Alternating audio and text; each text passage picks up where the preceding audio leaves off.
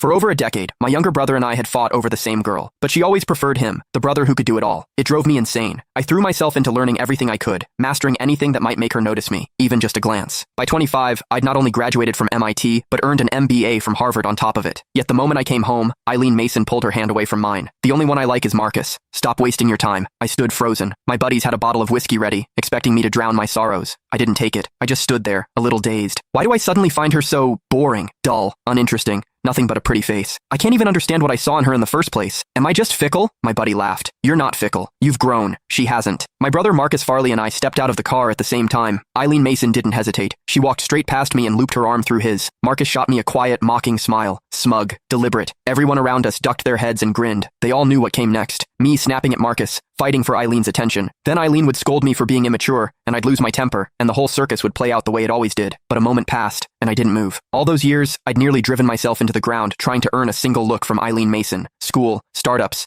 building a media brand from nothing, after navigating boardroom politics, after rubbing shoulders with people who shaped policy at the highest levels. Marcus's little routine? It was laughable. I kept my expression neutral and handed the gift bags to one of the housekeepers. From my parents, for Mr. and Mrs. Mason. Marcus's smile faltered. Eileen frowned and glanced at me. Inside the villa, I noticed the dining room table had only 4 chairs. Mr. Mason, Mrs. Mason, and Eileen already accounted for 3. Marcus let out a soft laugh. Sorry, bro. Forgot to mention you were coming too. Looks like they didn't set a place for you. Why are you apologizing for that? Eileen turned a cold gaze on me. Russ Farley. Marcus didn't do it on purpose. Just go get yourself a chair. There's no need to make him feel bad about it. It was always like this. Eileen always took Marcus's side without question. But the strange thing was, I genuinely felt nothing. I couldn't even remember why I'd fought so bitterly with my brother over her in the first place. Miss Mason, I haven't said a single word yet. Eileen blinked. In the past, I would have already been shouting, accusing Marcus of his passive-aggressive games. Bro, you're upset. Marcus stepped forward. Don't be mad. I'll go grab you a chair. He moved to get one, but Eileen caught his arm and pulled him back. She looked at me, her voice ice cold. This is the Mason house, not a place for you to throw your weight around. If you don't want to get the chair yourself, then don't bother staying for dinner. A few of the housekeepers couldn't hold back their laughter. I caught someone whispering, watch, he'll go fetch it himself like a puppy. Please, when has he ever not swallowed his pride just to sit a little closer to Miss Mason? That won't be necessary. I smiled faintly. I only came to drop off gifts for my parents. I wasn't planning to stay for dinner. Besides, I have somewhere to be. Enjoy your evening. Eileen stared at me. Something unfamiliar flickered across her face. I didn't acknowledge it. I turned and walked out, my stride unhurried. Behind me, Marcus's voice carried a note of wounded confusion. What's so urgent that you have to rush off, bro? Was he actually upset with me? Is that why he didn't stay? Eileen watched as I got into the car and drove away. A slight frown creased her brow. Don't worry about it. Marcus let out a cold laugh. A few years abroad, and his little jealousy games have gotten more sophisticated. I'll give him that. Playing hard to get now. Honestly, I'm starting to wonder if one day you might actually... Eileen pressed a finger to his lips. I told you, you're the only one I want. The truth was, I really did have things to do. I'd started an internet company with a college friend. Business was picking up fast, and I had a dinner meeting with a client that night. My partner sent me a message.